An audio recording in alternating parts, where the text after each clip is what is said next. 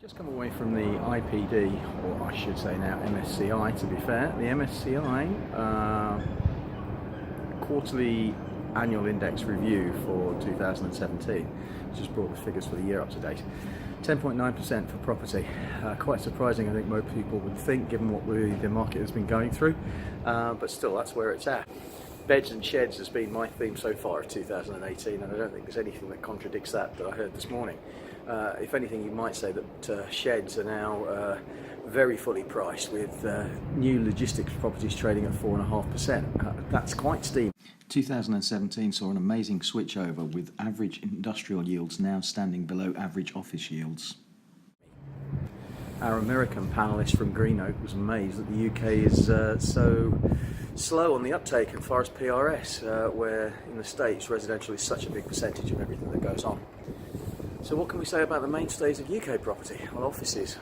It's not a great market, is it? Brexit affecting the central London area.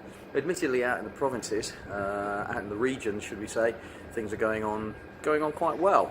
I do wonder if actually we go for a visit up there that people are thinking it's not half as bad as us Londoners believe it is. That said, however, you can't get away from the fact that we as a country have got too much office space.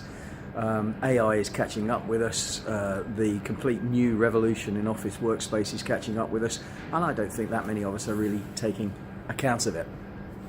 Retail, do I need to say anything more? Shopping centres perform very badly again.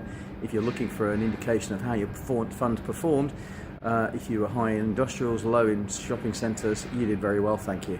The converse, of course, is true.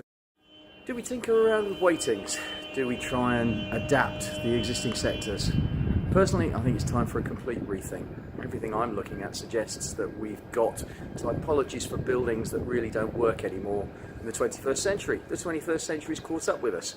Finally, we need to start changing the way things are put together, using our land better, building higher buildings, building more functional buildings, and get away from the institutional standards. It's a strong contention of mine that the income characteristics of so-called alternatives, such as student housing and build-to-rent, will see them become the new core within successful portfolios. The traditional sectors like offices are fast becoming a cyclical risk play. In the wider business world, commentators are pointing to the transition of the economy from a service economy to an experience economy. In real estate, this has happened in retail already, with provision of leisure and dining amenity, and also in the student housing sector.